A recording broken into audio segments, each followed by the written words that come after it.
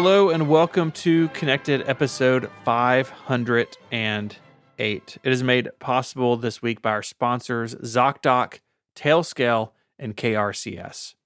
I am your keynote chairman, Stephen Hackett, and I'm joined by your annual chairman, Myke Hurley. Hello, I am the annual chairman, Myke Hurley, and I'm here to let you know that because of the DMA, unfortunately, we're unsure if we're allowed to have Federico anymore. Federico, I don't know if you're there. Are you allowed to confirm if you're allowed to be on the show anymore? Hi. Oh, I thought I was going to prank you for a second. No, yeah, well, the DMA does not apply to me.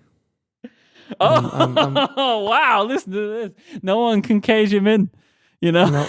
He's Federico No. Vitici. No Hello. legislation can hold him down. I'm not a chairman, but I can still be on the show. And, Okay. That's right. yeah. Look, Yeah, I'm not. we all... Chairman of Europe. Chairman of Europe. We've all been in that season, right, where we don't hold a title. And part of you feels diminished, right? Like you feel cold in the morning. I don't have those problems. I don't think it's possible for Federico to feel diminished. Yeah. Hmm. I feel like the think that- title was robbed from me, if anything. So Okay. You're probably right. I feel like Federico is very diminished. Like, I don't know what the opposite of diminished is. yeah, So I'm let me very go with that. augmented. I'm augmented. Not diminished. He's a cyber teacher. He's got his hacks going on and he's ready to Whatever go. the opposite of diminished is, that's what I am. Yes. No. Okay. Anyway, it's good to be back on the show. I listened to the previous episode, fun episode. So thank you guys for taking care of that. And I wanted to especially mention that from the Pro Show, I really loved the name Needle as an idea for a Threads client. If those ever become a reality, I thought that was a really good suggestion. And Steven, your dad joke about the tapestry of clients was horrible. So Thank you. I think. Yeah. If you would like to hear all of these great suggestions and jokes, then you should become a Connected Pro member. Go to getconnectedpro.co and you can sign up. That's right. I'm glad you enjoyed the show last week because part of that show is here this week in the form of follow-up. That was nice. Chris wrote in, this is the last time we're going to talk about the Today View. I wasn't going to do We'll it, see. but I realized that I wanted to hear Federico's take on it. So Okay. So Chris wrote in, I'm deep into focus modes, and the Today View is a place where the widgets stay consistent regardless of which focus mode I am in. I'm now interjecting. Do we think it's because Apple forgot about the Today View when they were making focus Yes. modes? Yeah, me too. Well, no, because it's not that they've forgotten about it. It's that they are not adding to it because they're going to remove it. All right? Like the clues are all here. Okay, you know? okay, red string man on, all over the walls. I am Charlie Day. I am connecting all of the points, but this is another one. That's why we named the show Connected, actually. I will add to that I think Myke is onto something, and I will say they are not going to spend any more engineering efforts into the Today View because that Today View will eventually become a smart Apple Intelligence View, where instead of widgets, Put it which all in there. you can get just about anywhere else at this point on iOS. Yeah. Instead of widgets, you will have some like Google has this, something similar to that, like Apple Intelligence giving you an actual brief of the day or like an Apple Intelligence page where you can get a bunch of AI features. Well, instead actually of widgets. making it more like a Today View, which it currently is just Exactly. a widgets page. Like there's nothing else there. Federico, you may be able to answer a question for me now that I just thought. If you tint your home screen stuff in iOS 18, does it do anything to the Today View? Ooh, let's see. No, I don't think One of so. you beta boys can let me know. I got my beta Because phone right here. Let me see. No, because when you tint the icons, it only applies to the icons. That's right? not true. No, widgets tint. Widgets tint too. It does widgets tint tint too? the Today View. Yeah. It does? Okay. Because I was going to say, if it didn't, like, that's another big thing to connect some string to, you know? Mm-hmm. Yeah, I never used the tinting, so for the first time in a few years, I think this year's home screen updates are like things that I think Apple is right in doing, but for the first time in a few years, things that are not for me. Like the tinting or the custom icon layouts. I think those are, for a lot of people, very welcome. And for the first time in a few years, things that I will never use. So yeah, never use the tinting. These are not for the old man iPhone users that we have Probably. become. Right. This is what I think we noticed it immediately, which is like, this is great that you can do this, but I have spent like 15 years working on just having what I want on my home screen. Like I don't have space to have space. Although I will say I did have this thought. I think when I was listening to Mac Power users, I have a widget space on my iPhone for home screen widgets. Like on my home screen, that's the home app. Right? What? So I what have are you home. saying? What? All right, let What me are start you- again. Hello, my name is Michael Hurley, and I'm here with a scrambled brain. On my on my iPhone home screen. You know, if you're Okay. familiar with the iPhone, I am. Yeah. Are you? Is the question. I am a professional. Like people pay me to speak. What are Can you trying imagine? to say? What are you Oh, trying I to don't say? know, man. I'm too far in it now. So I have on my home screen, my second screen, a space for home widgets, right? Like a widget Okay. with my home. Yes, I get it. Home widgets. Okay. When I'm doing this and neither of you are saying anything, it gets worse. You have a second page on your home screen that you Yes. only use for HomeKit widgets. No, not only, but there is like I have a medium widget there. Right? Okay. There's a But for- space for home widgets. Home, yeah, for the Yeah. home. Yeah, for Okay. the home app, medium-sized widget. Yes. Okay. And with the updates to Control Center, yeah. I feel like I'm not going to need that widget anymore because Okay. I expect I will be able to specifically define what I want, which was what I was asking for 2 years ago or a year ago. And then Apple gave me that widget where you can define what you want. So it was like, oh, that solved the problem.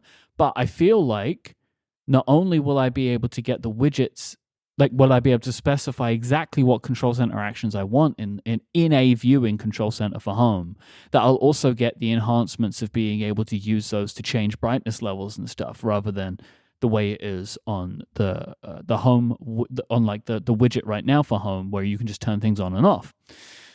So that will actually give me some space that I don't currently have, and I wonder if I might like rearrange things to because I'll have that space. But I don't know. I'll have the space, which is good, is what I want to say.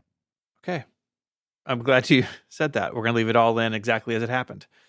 I mean, there's no way to edit around it. Mm-mm. Like that's for sure. No, it's just in there. You know, Uh, we don't pay any editor enough money to try and make sense of that.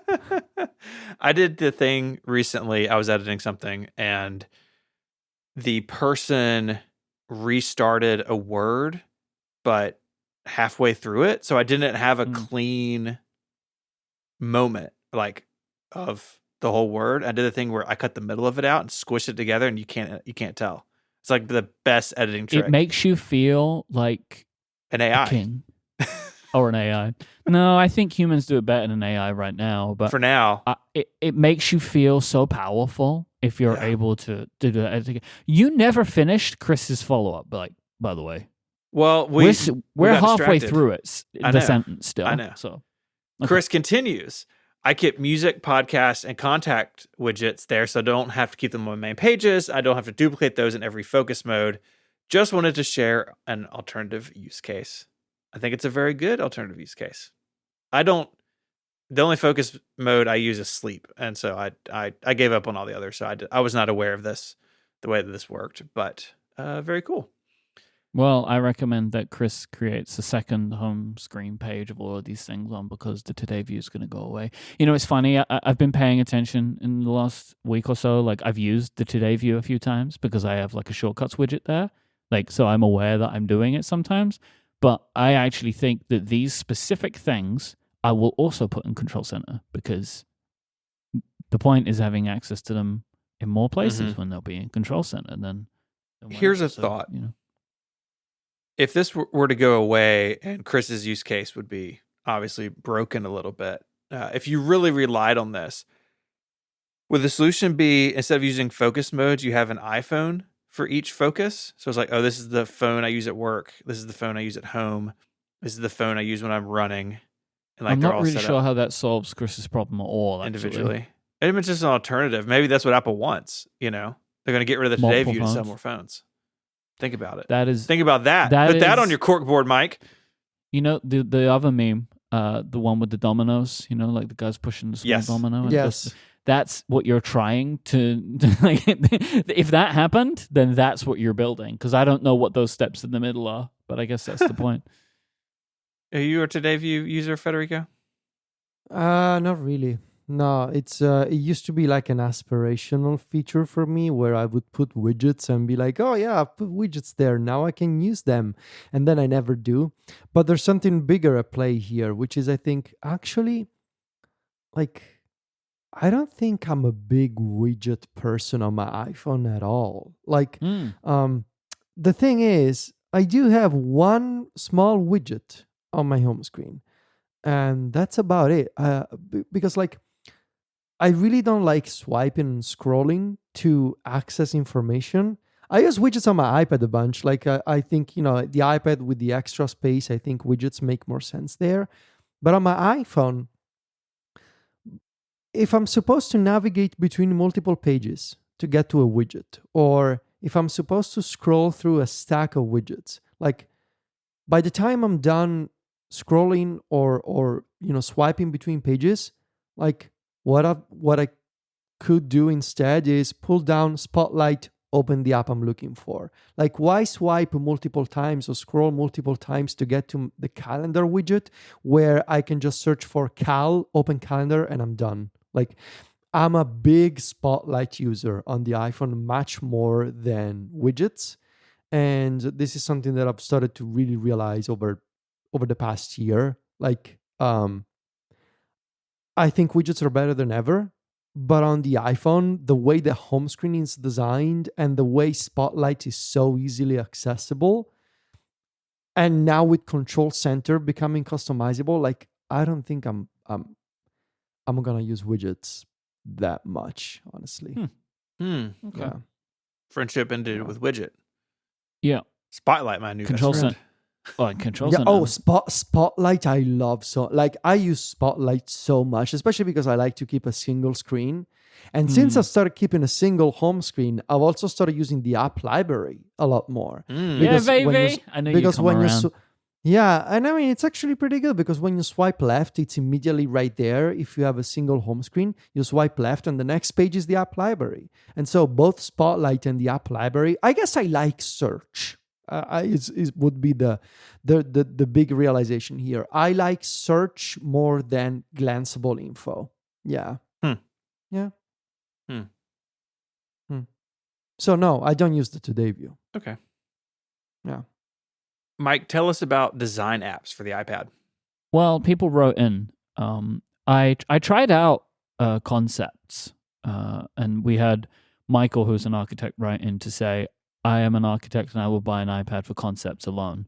So I second the on-air vote and hope you give it a deep look. And this is the thing. I gave it a quick look, and there's a lot going on in this application. It's like quite intimidating, I think. Like if you want to pick a color, how about color swatches with every possible color in the world? It's like, okay, like there's a lot happening in the Concepts app. And so I've downloaded it and I've put it on my iPad home screen and I'm like going to poke around of it. I feel like this is an application that's probably best served by watching a video course. But I also feel similar about Procreate. Like Procreate is another app, really powerful, but it's just like there's so much that you'd have to dig into. But that I guess I could go on, right? Like Photoshop too. Like any of these applications that are intentionally deep, the learning curve is hard. There was also another recommendation for an app called Morpholio Trace from BG, who is also an architect. Clearly, architects and iPads are best friends, which actually kind of makes sense. Morpholio Trace gives you layers of like tracing paper. So it's a great way to set scale and a ruler over. So like, you're instead of just like the layers are intentionally see-through, which I think is an interesting idea for design. So I've got all of these apps downloaded to try out. I see the benefit of concepts, but I do wonder if maybe I want to use Freeform for a bit first to graduate to something like Concepts. Like I've never even used an app like this, like these infinite canvas apps, for anything other than playing around. Like we've all set up freeform boards and done fun stuff and shared them with people and drawn pictures in our Vision Pros or whatever. But the idea of actually using an app like this for work is something I've not done.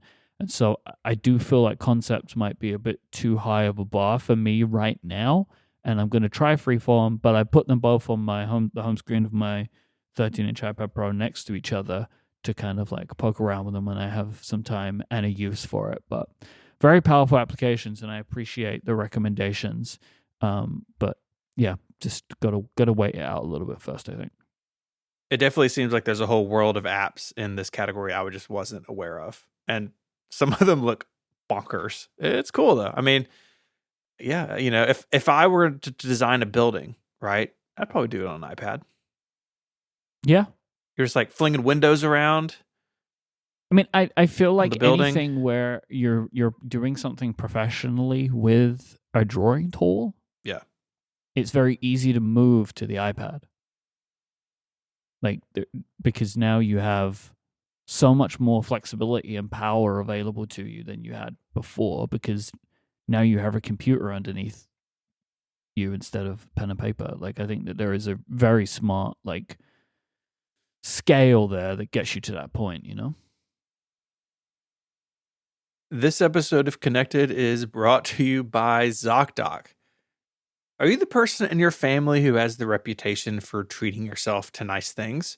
You probably are if you're anything like me.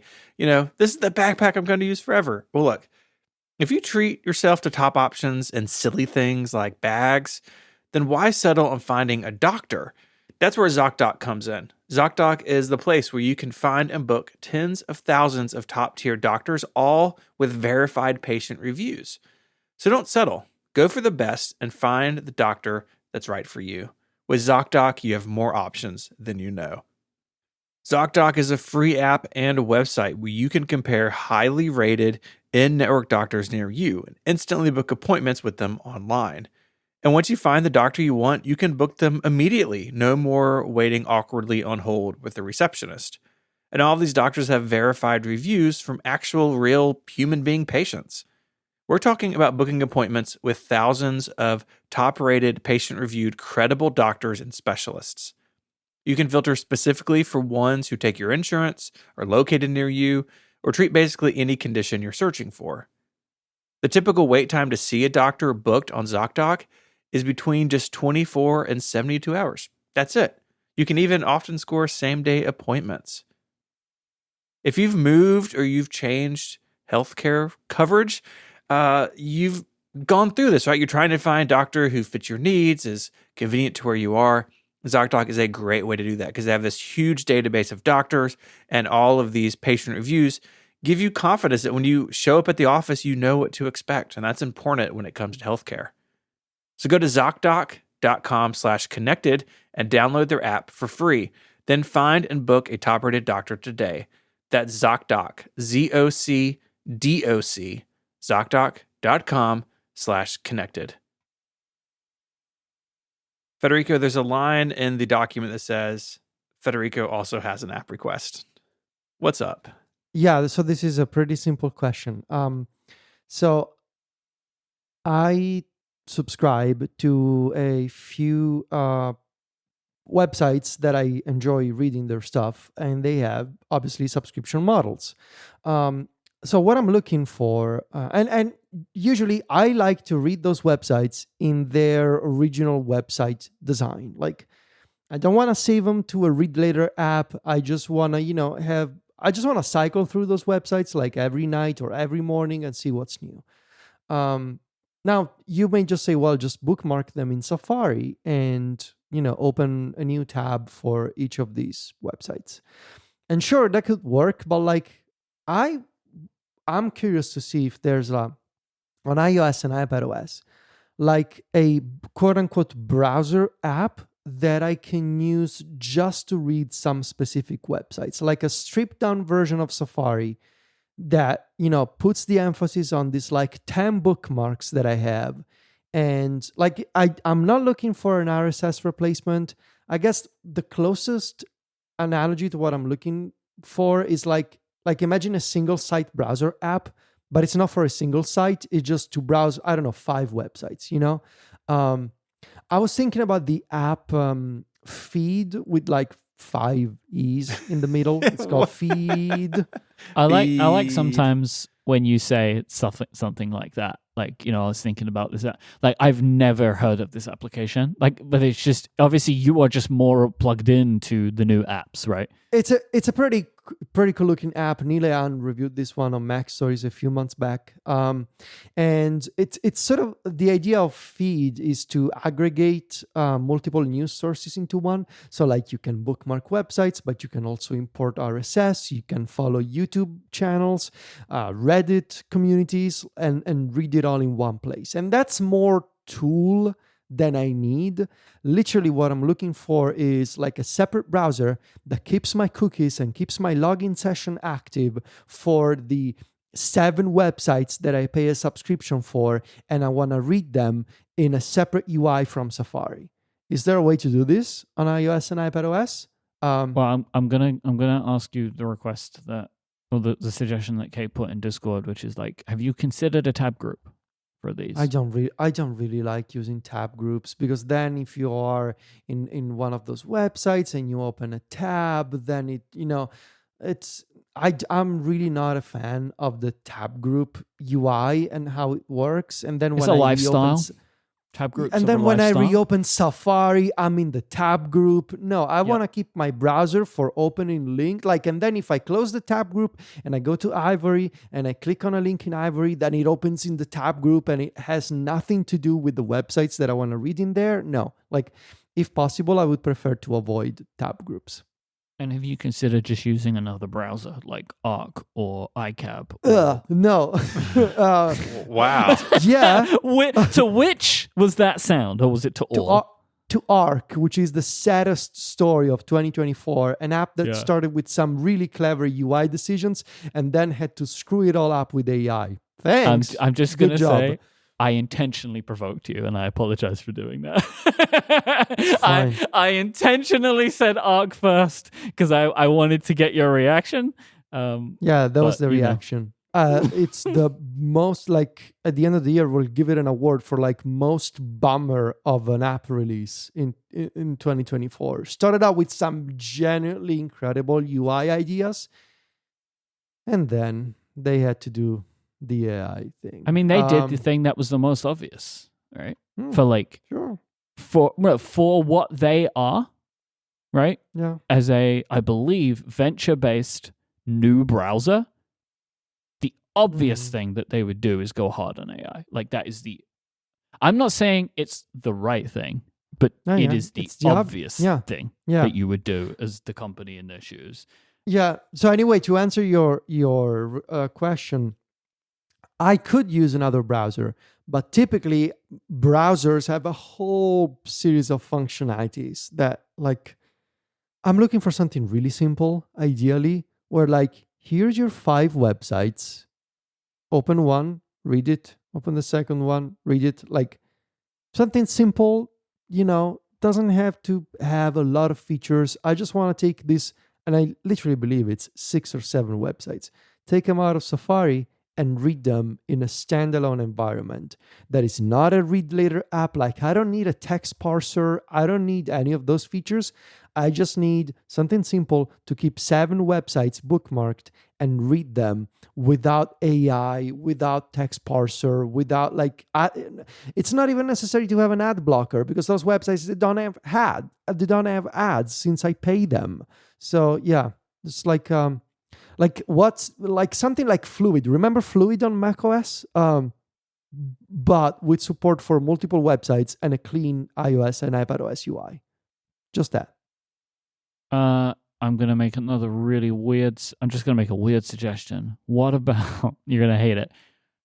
A folder on your home screen that has each website saved as a program of attitude. Honestly, if it comes to that, I think that's what I'm going to do. If I cannot find a dedicated browser app that does that, I think that's what I'm going to do. Just save them to the home screen, put them in a folder, and have little icons for each. And that's what I'm going to do. Yeah. Yeah. Do these websites not offer RSS feeds? Is that the... They do, but also like I subscribe to hundreds of RSS feeds, and Right. the problem is it's all a matter of self-control.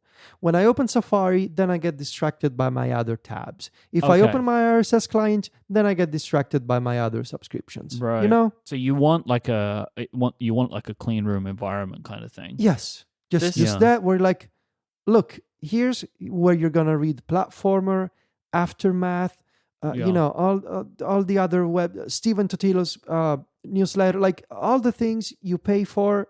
This is the space where you read just those. Have you considered an e-ink tablet? Yeah, I see that now. This is catching on, right? And I think I understand why, and I think it's an appealing device for a lot of people. But the thing is, I love my phone's display. Like, Yeah. I get it. I get why people are looking for a detox device from the phone. I don't have that problem because I love my phone and I love the way that it looks with colors.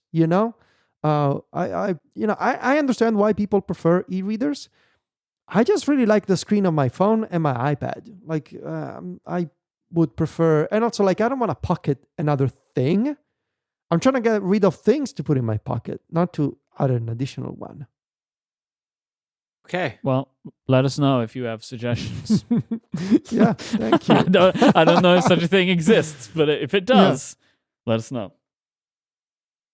We had a note from listener Paulo who wanted a check-in on Federico's Nomad Horine leather case. So how's that going? Yeah. It's going that I'm not using that anymore, but I'm using another Nomad product. So I switched from the leather case to the sooty foam back case at the beginning of the year. Now, this is a relatively... The what? Sorry? The what? S-U-T-I. Sooty is the name of the company. Foam back is the name of the accessory. I thought you were using the Nomad leather back Hold on. case. Give me a second. Oh, Give me sorry. a second. I'm sorry. We got to roll around this a story, all right? Okay. Yeah, I started using that at the beginning of the year. I really liked the idea. There was a silicone case. Well, not a case. There was a silicone back, like just the back cover, made of pretty much the same material as a regular silicone case, but just the back. And I liked that so much. I used it for a couple of months. I put in a reservation for the Nomad back cover version. It was not available at the time, and I got it about a month ago, and I started using it since. Instead of the sooty foam back, now I'm using what's the official name of the Nomad back cover thing? What are they calling Magnetic leather back. Yeah, that's what I'm using now. The Nomad magnetic leather back. And I absolutely love it. It gives me the texture that I like, and it frees the sides of the phone from being covered by a case. And I love this thing. I love how it feels. I love how it's aging, and I love that I can see my titanium edges of the phone. I highly recommend it. I tried one of these for a while, the magnetic leather back. And so it's magnetic, but it also uses the little like micro suction adhesive to also kind of hold onto the phone. And maybe it's because I'm a Apple wallet user now, like the leather wallet thing on the back of the phone. But I had trouble with this staying on the phone. Like the top part would want to like come floppy after a while. Really? That's weird. And so I stuck it in the drawer, unfortunately. But and returned to my beloved Peak Design everyday iPhone case with the mount thing on the back. Me and Gray were talking about them at State of the Hardware because we were kind of commiserating Peak's action button life cycle. Yes, I'm on the V2 now with the button. It's going to happen again though, right? Like with the capture with the button. capture button. And potentially the if they go capacitive buttons, then they got to deal with that too. You would expect that they've learned a lesson now. I mean, what's the lesson though? Don't don't make a phone case until the phone's out. But that's the whole play, though, right? That's the problem. Unless you got to eat a bunch of inventory like they did. I mean, I would love to know from them. And also, don't make cutouts for buttons instead of making actual buttons that, these cases, they have buttons that press buttons. Basically. Here's a question I have, and I don't know this. I don't know if any of you know. I don't know if people know. If the buttons are capacitive in that they do not move, can you make a button that presses that button? I'm sure there's some material. That's like out there. Conductive. Yeah. It's like those meat sticks people were using to touch their phones. Yeah, I mean, we're sending people to the moon. Well, I'm pretty sure we can figure out. Are we? I mean, in theory, hopefully soon again. We used to send them. I mean, it's been a really long time. We used to send them. If ever. All right. And I guess, I don't know, we failed as a species because then we stopped sending them, and we cannot make buttons that press capacitive buttons. But we can make a browser with 5 E's in the name. So sure, we got that going for us. Yeah, but it doesn't solve Federico's problem. So that's true. Can we really do this? I don't know if we can do this. Look, maybe we failed as a species. Is the realization this week on this show. And the reason we know we failed is because Federico cannot find an app to look at 6 websites. Look, I just need to look at 6 or 7 websites. I'm not sure. It's 6 or 7, all right? And I just need a simple app to look at them. And everybody wants to give me everybody wants to give me feature. Everybody wants to give me features. Look, I don't want features. I just need to look at 6 or 7 websites. I've got a bunch of websites here I want to look at them. What's the problem? What if you got and everybody's like, one iPad mini per website? All these apps are like, hey, don't you want ad blockers? Don't you want a keychain? Hey, do you want pin tabs? Do you want AI summaries? I'm like, look, I just need to look at 6 or 7 6 websites. or 7 tabs. Just 6 or 7. I'm kind of happy and at the same time sad that you detailed the websites. Like, I think if you would have just kept saying it's just 6 websites, I'd just never say what they are. People would have assumptions, I think. That's why I'm sad that he didn't say it, but also happy that he said it. You know what I mean? This is like I said 3, and look, it's mostly it's basically all tech and gaming subscriptions. Oh no, and a music one, Chorus FM, excellent website. Yeah. Anyway, yeah. Okay. Oof, the human race, right? Yeah. Mm-hmm. So you were using the Nomad magnetic leatherback case. Yeah. Not case. It's great. Not back, just the back. Just the back. No. I've broken free of the industrial case complex. Wow. Oh, you're free from big case? He is. I'm free from big case. Nice. How's your phone? Absolutely fine. Absolutely fine. No problems here. It's good. I don't break phones like you do. That doesn't seem like me. See, you're a part of big case and you break everything. Oh, maybe. I've broken free from big case. The only thing I break is free from. Wow. What does that even mean? You know what it means. Everybody gets it. No, everyone knows. I'm just breaking free from. I ain't breaking phones, Okay, Myke. Beats is back. Everybody's favorite Apple-owned company, other than FileMaker, obviously. Obviously. The Beats Pill, which is their standalone Bluetooth speaker, is back. It was taken off the market, I don't even remember, 2022, I think. And it has shown up in a bunch of celebrity Instagram posts over the last few months. And it is now out. We have a couple links in the show notes, including to a hands-on from our buddy Chance Miller over at 9to5Mac.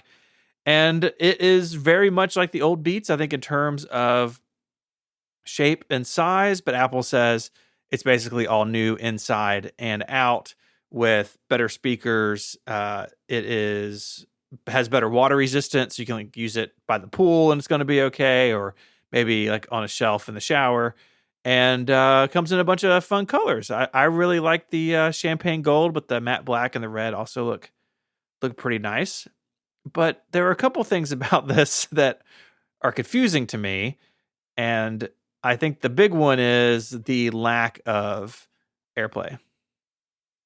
Yeah, help me understand who would buy this product instead of literally any Sonos portable speaker? Because you're a fan of Beats as a brand? Like just Bluetooth for an Apple-owned company seems wild to me. Well, I think what Steven said earlier about like Beats obviously has a brand, right? Which I think that they have gone back to their roots a little bit with the marketing of this product, in that it was being seen everywhere in the hands of musicians and athletes. And I think that's the whole thing. This is a pure, like, you want to look like the influencer, right? You want to be carrying the Beats pill around while you're walking from thing to thing. Like, I think Cool. that's what this Okay. is. Like, apparently it's good, but it is weird not to have Yeah. AirPlay. It's good that they have all the features that they have, right? Like, it being a Bluetooth speaker, fantastic, right? I think it has. Does it have? Yeah, it has USB-C, right? Does it have line in or anything like that? It does. I don't think it has line in, but you can Okay. use a USB-C cable and get high fidelity audio. That's to what it. I was thinking of. Yeah. So like, it's an interesting product, but it is weird in that it does, like, it has a bunch of like Apple focused features, but not AirPlay. Like, it is weird. I think the biggest example of this weirdness is in the YouTube like design video of it, which is like an Apple video but not. There's a section in it touting the setup process, and it says if you use Apple or if you use Android. They don't say Oof. the iPhone. It's super weird, and it really jumped out at me as like, oh, they're talking to an audience that is much broader than just people buying iPhones, right? They're talking to the Beats audience. They're talking to which is like- it's their own thing. It's their own thing. Yeah. So but it's weird to say Apple, though. I If you can't use believe it Apple- made it out the door without them saying. Do you use Mac? Do you guys use Apple? You guys use Apple? I don't use Apple. I use Mac. But what I have yet to see, and I think it's a travesty. Where's the pill dude case? Oh yeah. Oh yeah. Where is it? They made an ad with them. I don't know if you saw that. They made like a little teaser ad, and it's like 3 pill people talking to each other. But I don't see the pill person case, and I feel like at this point, what's the point? You know, why even bother? Make one and sell it on Etsy, Mike. 3D, I can don't 3D know print how you to one. do it, but I can sure try. But yeah, they made an ad 2 days ago called "Pill People Are Back," and it's a new version, and it's actually pretty funny. The ad is pretty funny. But I want to know, where's the case? Let me buy the Pill People case. I do like that like you can tell the times have moved on. Because I'm pretty sure that the case was called Pill Dude, Oh. but now it's Pill People. So good work, Beats. You know, Yeah. Yeah. moving with the times. Don't gender my speaker. Exactly. There's- You know what? Yes, don't gender my speaker. That's what I say. That's what, you can't stop me saying that. You can't. It's tattooed right on my arm. The other thing, kind of interesting thing about this is that this product did go away, right? It was gone in 2022, and now it's back, and that they use the interleaving time, like the run up to it, of like an NBA player is like carrying it around, because it has a strap on it where you can like carry it, like the old, like the iPod Touch had that for like one generation. Remember that, like the lanyard or whatever. And yeah, no, I mean, it got pulled from the market. I think there were a bunch of recalls. Is this the Beat speaker that had all the recalls? And I think you know more about Beats than I do. I think to be so. honest. I mean, I walk into a Best Buy every once in a while, and it's like an assault of Beats products. It's wild. But they're back, and it's not for everybody. Clearly, it'd be cool with AirPlay. I don't know if that's a cost thing or what. But I think that would make this more attractive to the Apple side of their customer base. But I'm sure they've got the information. Like, if most of their users aren't interested in that or just going to use Bluetooth, then, you know, focus on that. And if it gave them the budget to do the cool USB-C playback thing, then hey, that's good too. So, all right, I have a question for you, right? Because you mentioned about like it would make it better. do you believe that the people they are marketing to, like the average consumer, uses or knows about AirPlay? No. Or No, that they want to connect to a Bluetooth speaker? Yep. they Bluetooth just say speaker. Bluetooth speaker. Yeah. Yeah.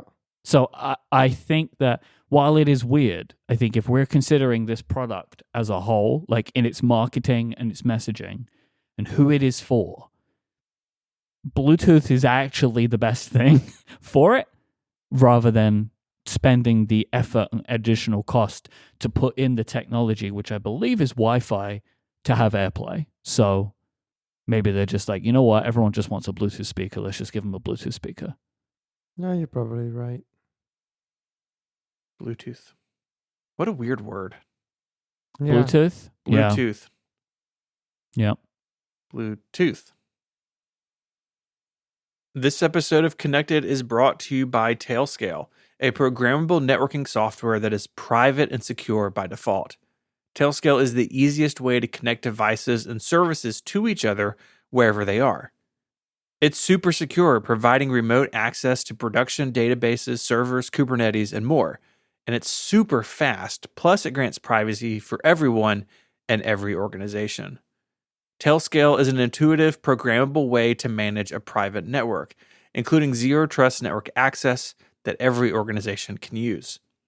With Tailscale, you can build simple networks across complex infrastructure. You can use their ACL policies to securely control access to devices and services with their next-gen network access controls. And you can authenticate without authentication using Tailscale app connectors. So try Tailscale app for free for up to 100 devices and 3 users at tailscale.com/relayfm. There is no credit card required. That's Tailscale, Tail, tailscale.com/relayfm to try Tailscale for free for up to 100 devices and 3 users with no credit card required. Our thanks to Tailscale for their support of the show and Relay FM. I don't know how much we want to talk about this today, but I want to open the floor for discussion if is desired, which is a little update with Apple and the European Union. So 2 big stories have occurred in the last 4 or 5 days. First was Apple announcing that they're holding back Apple Intelligence, iPhone mirroring, and SharePlay screen sharing from the European Union due to concerns about DMA interoperability rules and their impact on security because of it. And then also, the European Union has found Apple and announced that they have found Apple in breach of the DMA because of anti-steering rules, and have announced that they are investigating the CTF. Essentially, to try and sum this up, which is very complicated to sum up, but I'll try. The EU is unhappy with the ways in which Apple is limiting the ability for developers to freely enable alternate payment methods and sideloading of apps, like it's still too complicated to do it. And then also that app developers can't get any of this unless they accept to the new business terms, which they're also unhappy with because of the CTF. So they have announced that they are in breach due to anti-steering, and they are going to launch a third investigation with, I believe, Spotify Music being the first one. This is the second one. And then the third one is the core technology fee, as to whether that is something that should be an ongoing thing. Like in their press release, the European Union is like, we accept that Apple can and should get paid, but like not on an ongoing basis, and also not for every possible purchase that a developer that can be made through an application. So they're the 2 big areas. I would like to open up the floor for discussion to you two. Like, where are you feeling? What are the vibes? I don't know. I don't know what I think, honestly. On the DMA, I feel like, I don't know. Part of me feels like this whole thing is being mismanaged by Apple, and I feel like there's a part of Apple that thinks they know better than European regulators, and this is all unfair, and they don't want to respect what is now a law, and they just feel like they should do everything they possibly can to try and get away with it with the bare minimum implementation of what the law is asking for. And then there's also a part of me that feels like, this is all new, and you want to give them the benefit of the doubt, and they're just trying to understand as they go along what will be okay and what won't be okay. So I'm very torn. Like, I don't know what to think, especially because I don't work at Apple, and I just know that from the outside looking in, it's hard not to feel like the customers are losing out, as always with these things. You know, um, I see a lot of people. This is all very political as a topic, obviously, and a Because lot of people. it is actually politics, It is right? actually it is actually politics, and there's people saying, "Oh, those damn Europeans and their silly, stupid laws." And then I see other people saying, "Well, Apple is evil, and it's an evil company. They fooled you into thinking they're a good company. The EU must go after them and do everything they can to regulate them out of existence." And I don't know. I feel like I'm somewhere in the middle. I feel like there's parts of the DMA that, yeah, are confusing. And, companies need to navigate these waters now and understand what parts of the law actually involve. And a part of me also thinks, well, Apple, though, and especially App Store management, they absolutely hate the idea of, side loading and, allowing customers to make purchases without Apple getting a cut. And so, I just hope that as a customer, like, try and think about this from the perspective of somebody who doesn't care about tech news, somebody who doesn't listen to podcasts, just a regular iPhone person in the EU. I think as a person, I would prefer if I could save a little money on my Spotify subscription.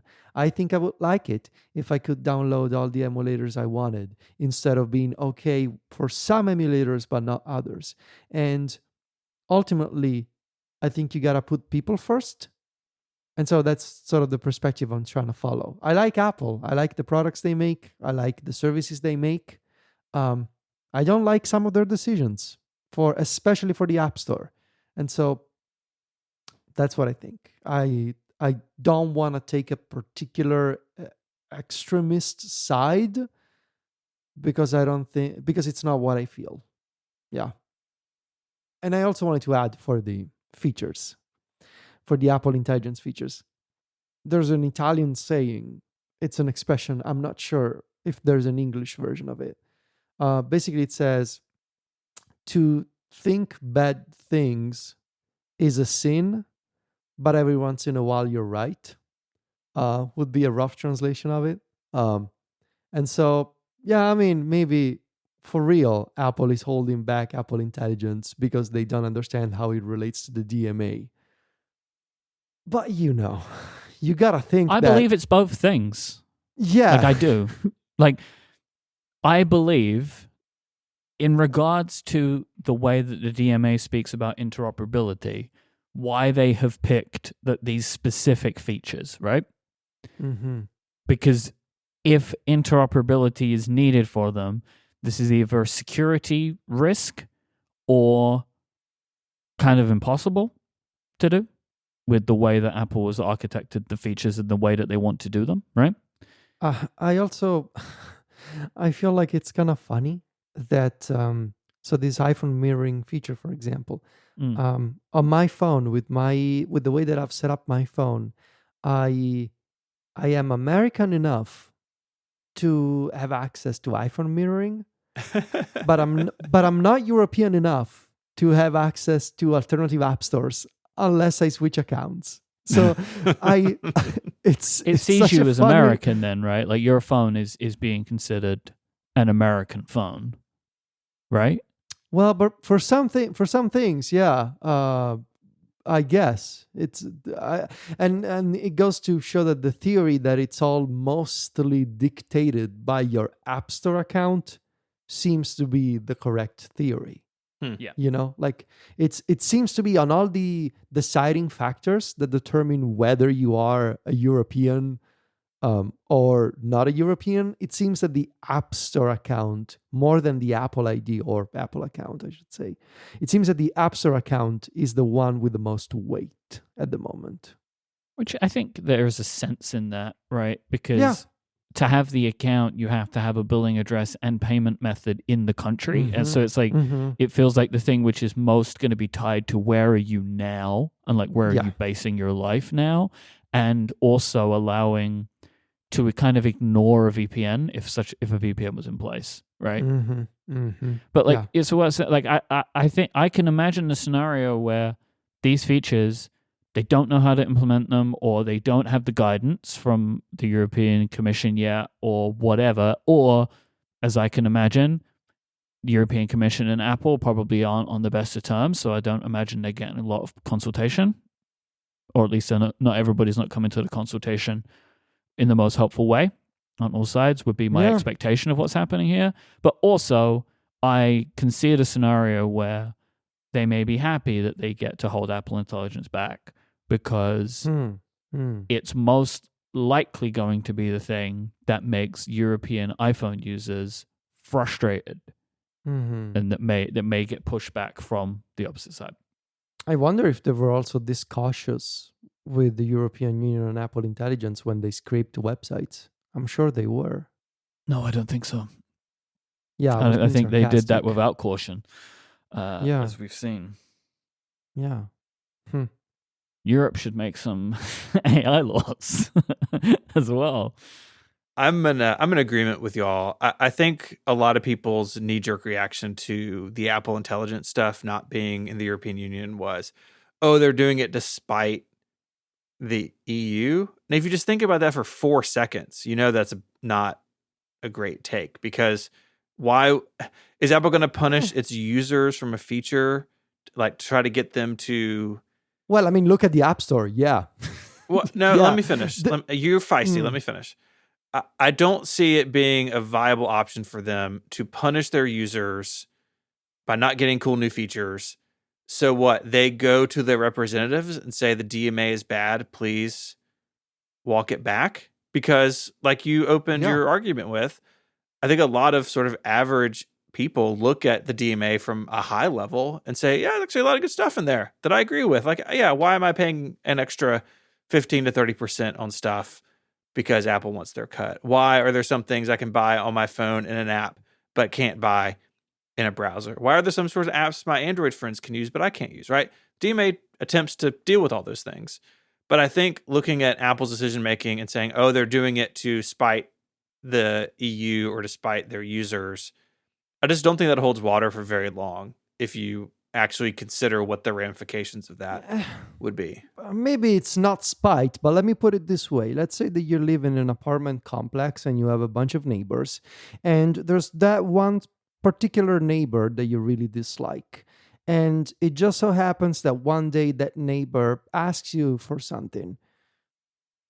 And maybe you try to be a good person and everything, but maybe part of you thinks, of all the people that are going to ask me a favor, am I really going to do a favor to the person I dislike the most in here? And so when it came to Apple Intelligence, I mean, you got to believe there were some people who were like, these folks, they've been causing us so much trouble this past year. Do we really feel like we need to rush Apple Intelligence in there anyway?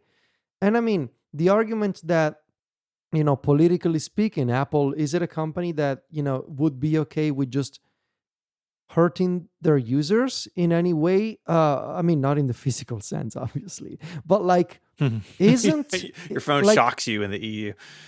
What I mean is, like, aren't you hurting your users financially every time you make them pay more for a subscription that is available for less somewhere else? Yeah, but the things can be separate, right? Like, we don't have to tie those 2 points together. I'm just saying that institutionally speaking, because a company is made of people and the same people make those decisions, they are capable of, just a little hurt.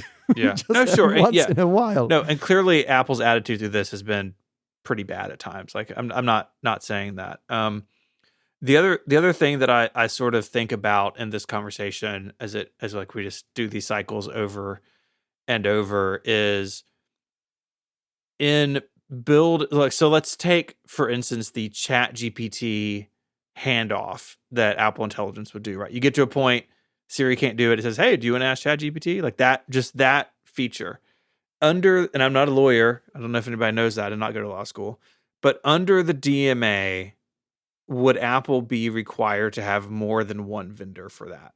Where they would have to have also Google Gemini or, whatever Amazon's rumored to do, that rumor broke today that they're working on a chatbot. Like, are there things in the DMA that are preventing Apple, or maybe not completely, like, right? It both can be true. I don't think so, because this isn't an exclusive partnership with OpenAI. Apple have been very clear that this is in practice, system. In practice, it is, because they're the only partner that have signed, and so maybe that's a bad example. Maybe take the image generation stuff that Apple's doing on their own. Does the DMA say that, well, you have this feature, but you have to also open it up to other things? And maybe Apple's just being like, you can read it one of two ways, I think. You can read it, Apple's not playing ball here because they're have hurt feelings over the DMA.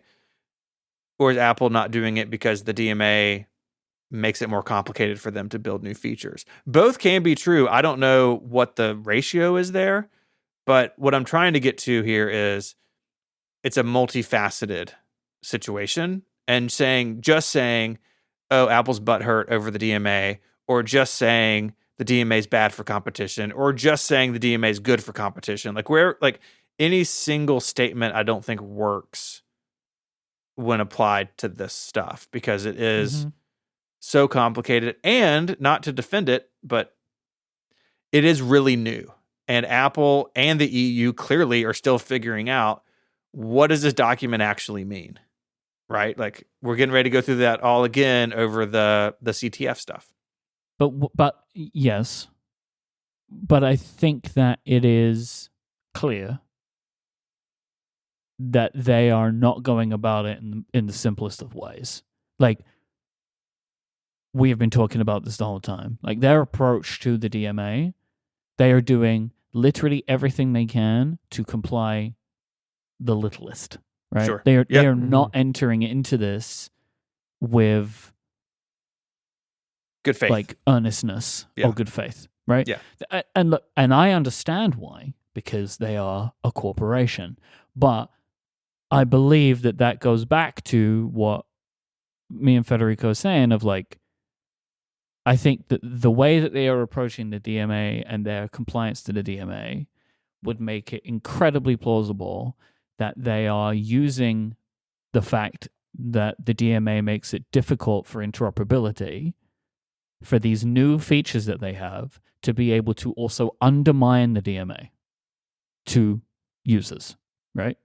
Like, if you think the DMA is good, but now your iPhone will be held back, you may think it is less good. And like, people talk about, like, oh, the DMA was very popular in the European Parliament. Like, the European Parliament is like any legislative body in which it is made up by elected officials. If these people believe that they're more likely to get voted in based upon changing their opinion on something, they will do that, right? Like, if a European member of parliament believes that their constituents would like the DMA to be repealed because they're not getting the features that they want on their devices, the support will change for the DMA. Yeah. Right? So, like, I do believe that they are looking at this and like, this is complicated, but I also believe that there are people inside of Apple who are looking at this as an opportunity to change hearts and minds over what the DMA is doing. Yeah. And it's like, Apple wants to change it, right? The EU wants to change it as well, like in different directions. And it's just going to be, I think it's just going to be a long time before that sort of all settles out. I don't know. Because the other thing that they've got to be, look, all of this, the Department of Justice is saying similar stuff. Like, the Department of Justice's main case is around Apple's lock-in. Yep. So I don't know. No, it's coming here. Know It's definitely coming here too. And so then what are they going to do? Like, Apple Intelligence in the US? Like, it would just be the UK? Like where is it going to be, yeah, land of the free, home of the brave, the United Kingdom, getting all the features. If we fast forwarded a year, like let's just say we played a game making predictions about what the future could hold. October, by the way, I double checked that today. Okay, good. I was wondering when it was. We moved it forward to October. Yeah, my suspicion is that some of these Apple Intelligence features will indeed show up in the EU. That Apple is either overreacting to the DMA, or they're not showing those features because they're sad and angry, or something else. I suspect some of that stuff will surface in the EU. Maybe not all of it, but I just can't imagine a world where Apple will continue to introduce features. I'm doing huge air quotes, knowing that they won't be allowed in parts of the world. Like that just doesn't seem to make sense to me either. I don't know. It's all very confusing and hard and complicated.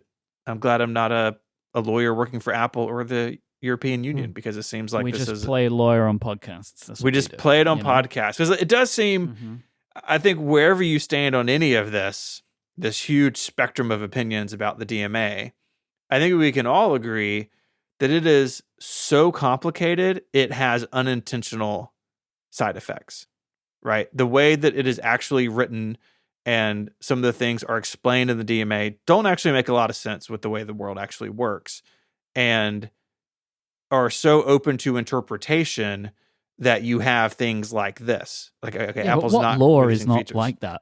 Like, oh no, for sure. And if it's coming to the US, it's going to be just as bad. Maybe even worse, because I don't think we have any elected officials that know anything about the internet. But it is, because it's fuzzy, you end up in situations potentially like this. Good times though, right? It's fun. So Federico, do you think that you will get access to Apple Intelligence features during the beta period based upon the way that that you've got SharePlay and stuff? Seems like it. Yeah. Because I'm just wondering, like, for your review, like, what have you thought about, like, say that any of these features are going to be in iOS 18.0, but you didn't have access to them? Like, if I don't have access to them, your approach at all? If I don't have access to them, I cannot review them. Yeah. Simple as that. I'm not traveling to the US just to try those features. I wondered though. Like, I just wondering, like, what is the level? I'm actually still thinking about the very fact of like reviewing Apple Intelligence to begin with, and I think I will if I have access to those features. I'm not sure whether I will do image playgrounds. We'll see. I'm sure the whole chapter will have a giant disclaimer before it, but yeah. I'm leaning toward having the Apple Intelligence chapter in my review, provided that I do have access to it.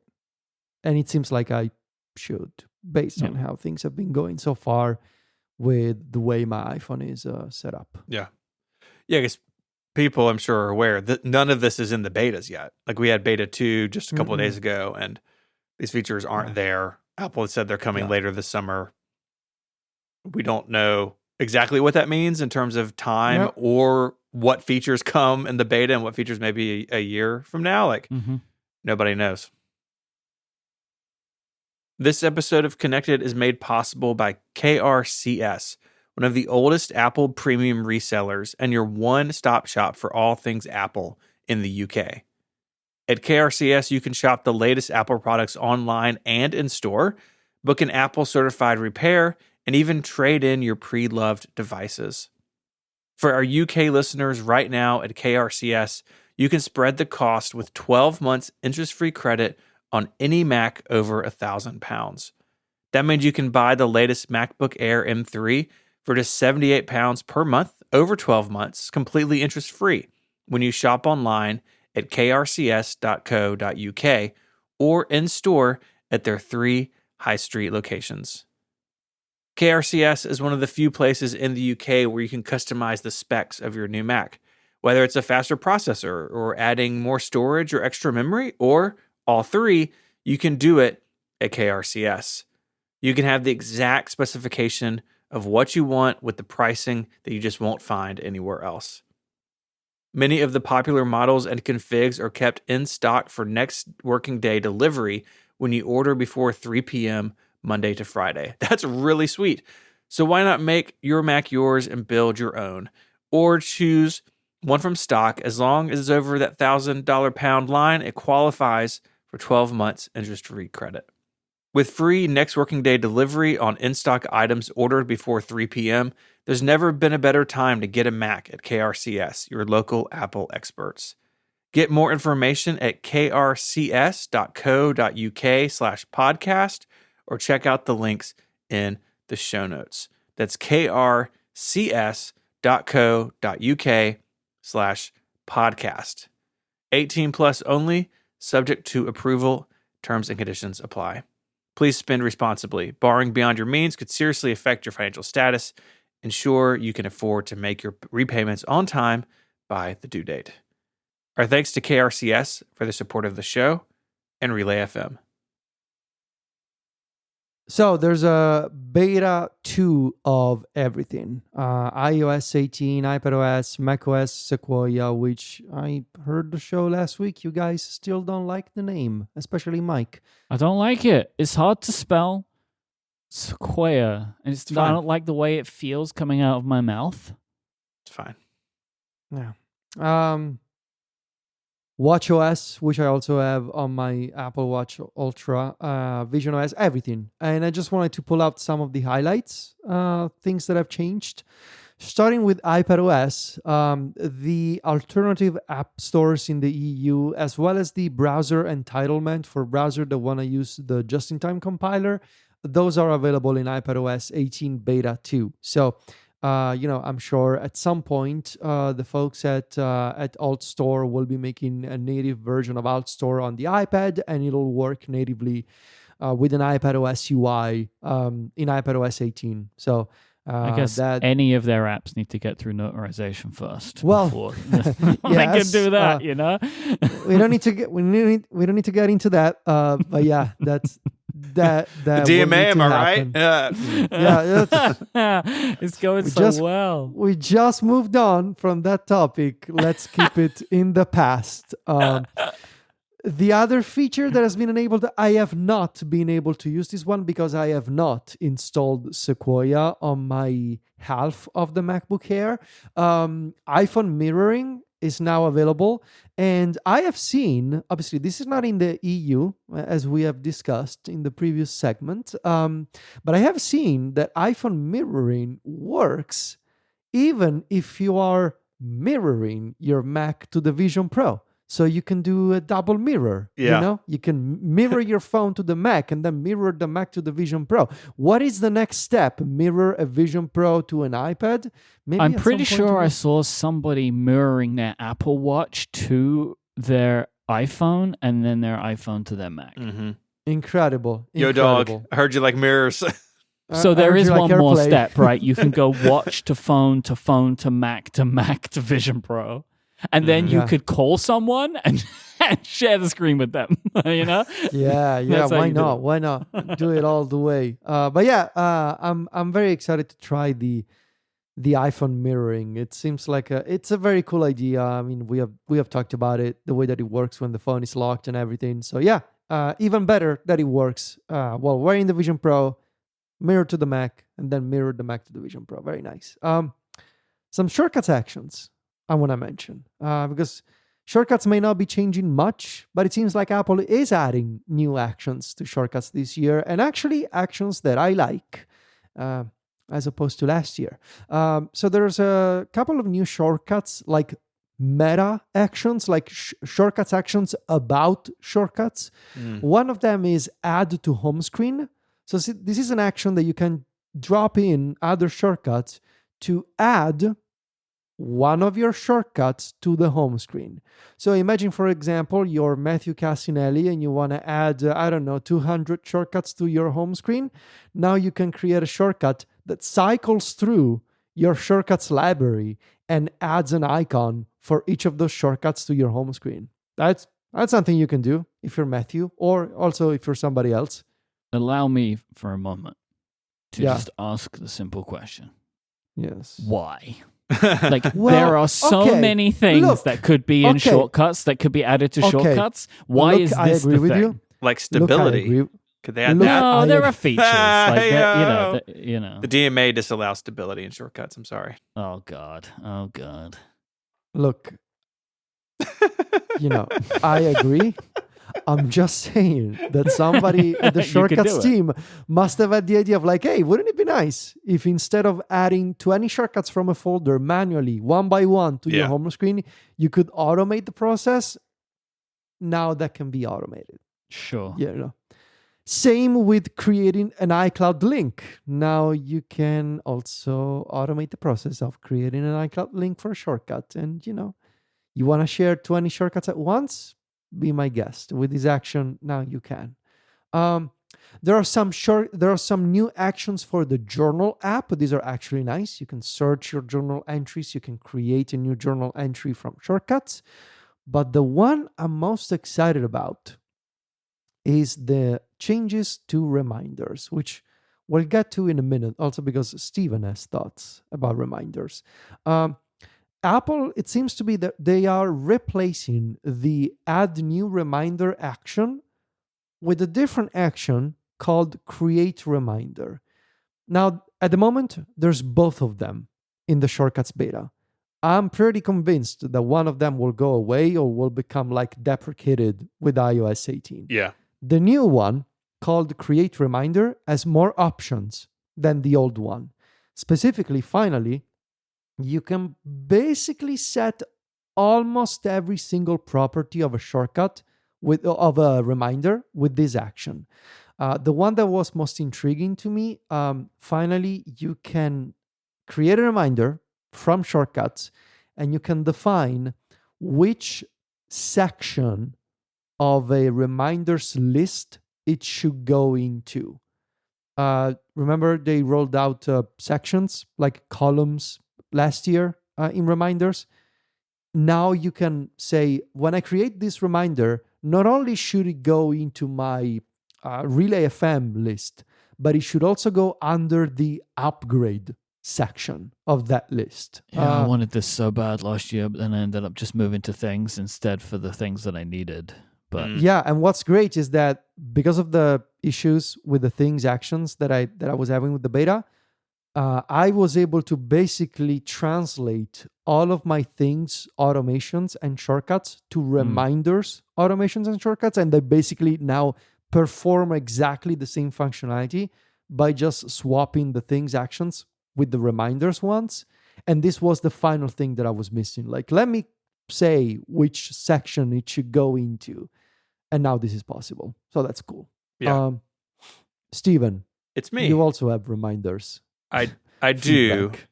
I do. Before we get to that, I do just want to say, like, one thing that I just thought of when you were talking about that new shortcut.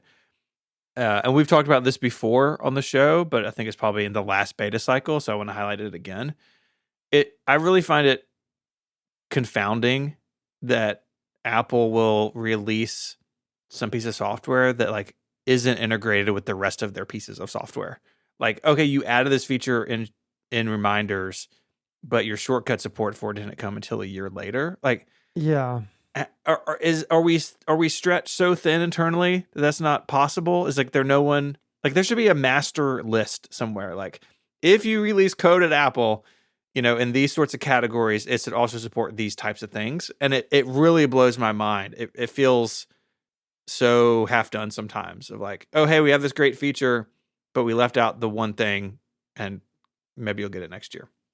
Based on their guidance from WWDC sessions, it seems like the one thing that will finally change this trend is Apple Intelligence, because they basically said they had a session in which they said we're changing our guidance from what it used to be, which was some of your app actions should also be shortcuts actions. Mm-hmm. We're changing it to all of your app actions Yeah. should also be available in shortcuts, because that's what they want to do, right? With Apple Intelligence and the semantic index and all the things they will roll out in 2025. Like, you should be able to just say what you want to do, and that request should be completed. So I would be shocked if what you just mentioned doesn't change because of Apple Intelligence. Yeah, me too. Definitely hopeful for that. So every year I pick something in reminders to ask for. It's become a bit of a tradition. And this year I'm returning to one that has not been changed. But before I talk about what that is, in 2022, I asked for a badge to reflect the today count, and we were able to get that in iOS 16. And then last year, I asked for better options in organizing the today view, and that is in the beta of iOS 18. So, like, feel pretty good about my track record the last couple of years. You are like a reverse project manager. Yes. Where yes. You're like the king of feedback. Well, like, they released the software, and then Steven's like, "What about this, though?" Oh, and yeah. then, goes backwards. You know, I think some people who work with me in real life think that I do that anyways. Like, oh, we just push this thing to our CMS at work. Oh, can we do this thing instead? Sometimes it happens in reverse. I have no idea what you're talking about. I know, but because you weren't on a conference call with our developer at 8 p.m. last night. It's fine. Nothing you need to know about right now. This year, I can feel your blood pressure from here. It's awesome. Well, because usually it means that something's going to break, and then that's where it ends up going. But it's trying to. That's why I don't look trying forward to do some things. So this year, I'm returning to a well that I've asked for, not on the blog, but in 2 previous feedbacks. All those numbers in the bottom of the blog post. But this year, I ran to the press, and I'm asking for the Task Inspector on the Mac to have the same functionality as the Task Inspector has on iOS and iPadOS. I understand why they're different. The Reminders Mac app, as far as I know, is still the old AppKit app. It has not been converted to like Mac Catalyst, like Messages and Maps and some others. I think, honestly, Reminders is a really good candidate for Mac catalyzation, but, there's also the question of like, how far into the future is Mac Catalyst going to last? Like, lots of things there. So I understand why it's different. But the example that I highlight, because it's the one that bothers me the most, is that in the Reminders app on iOS and iPadOS, there's a drop down to change what list a task is on. And on the Mac, the only way to do that is drag and drop a task from one list to another. And like, it's fine. You can totally change where a task is based on that. But it's slower because it's not in the inspector where I'm already, fiddling with due dates and stuff. It's error prone, especially if you have a long list of lists, right? You can drop it on the wrong one easily, and then you don't know where it went. But lastly, and probably most importantly, I don't think most like normal kind of users are that familiar or maybe even comfortable with drag and drop to begin with. And so I would love for, in lieu of give me the entire inspector from the iPhone on the Mac, because I think that's the ideal, having the ability to change what list a task is in from the inspector really feels like something that should be there. And so that is my quest this year. So, Stephen, given your pedigree as someone who can work these reminders miracles, will you be my priest in this case, and put in a good word for a request that I have with the reminders gods, if you will? So it's a very simple thing, all right? So you know how you can create smart lists in reminders, right? You can like make a custom list with a bunch of rules. And I just want to make a smart list that shows me reminders from 2 lists at once. Like, I have a Mac Stories list and a Club Mac Stories list. And I just want to say, make a smart view, that shows me reminders from both, So like, I can make one that says, here's your Mac Stories and your Club Mac Stories tasks for today. Unfortunately, when you pick the list filter, you can say include a list, but it only lets you include one list at a time. Like, just let me include 2 lists at the same time. Let me pick one. Yeah. Or multiple ones. And it's been this way for like 3 years. Yeah. And every year I keep mentioning it and it never works. Okay. So maybe if you will be, my middleman in this case, given your powers, maybe it'll work. I'm happy to be your representative on this. Thank you. Yeah. I vote. I give you my vote. Thank whatever, you. For whatever you're applying for, you have my vote. It's good. Yeah. We're gonna wedge the DMA straight into reminders. It's gonna be sick. Cool. I did. Maybe not for today, but like I feel like there is a conversation to be had about the value of the feedback system, and anytime you write something about can this, this be on an episode where I'm not on it? No. Can we'll do that later. Can you invite Casey when you want to do it instead of me and Myke? When there is an episode where both me and Federico aren't here, then like go crazy. Yeah. My favorite thing in this blog post that Stephen wrote was at the end. He said this was filed as feedback, blah, blah, blah, the day this blog post was published. It can also be found as blah, blah, blah from 2022 and blah, blah, blah from 2023. I enjoyed the pettiness. I love it. I didn't mean for that to be petty. I meant for that to be like, I've been asking for this repeatedly. Here are the receipts. But do you need to refile it though? Well, so that is like a question, right? I don't know because my feedback for the other things that have been fixed are still open. So like I closed them because they've been addressed. Like I don't know the hygiene of the feedback system once it's internal. You want to get back on the top of the pile. I want to get back on the top of the pile. Yeah. And obviously now in the summer is a good time to do that sort of thing. Well, maybe my reading of this as petty tells you why I'm maybe not the best person to talk. Well, that's always there's always people who feel like the feedback system is like you're doing. No, we're talking about it. We're talking about it now. Yeah. No. Yeah, we actually had to decide we weren't doing this. No. There are feedback numbers in the blog post. The blog post is referencing the feedback. Please, reminders team. Please. In other news, RCS has appeared and is enabled in the US for beta users on AT&T, Verizon, and T-Mobile, which is really cool. The Royal Crown system. Yep. That is what it stands for. Yeah. Because it's the king over Go SMS. UK. Go it's the UK only way once you again. can get to see the crown jewels. You need to receive an RCS. I think I'm actually becoming a fan of the UK. Like this is something that I realized. This is something I've realized over the past few months. We'll all be there together in like 3 weeks. Tell me why, Federico. I'm intrigued.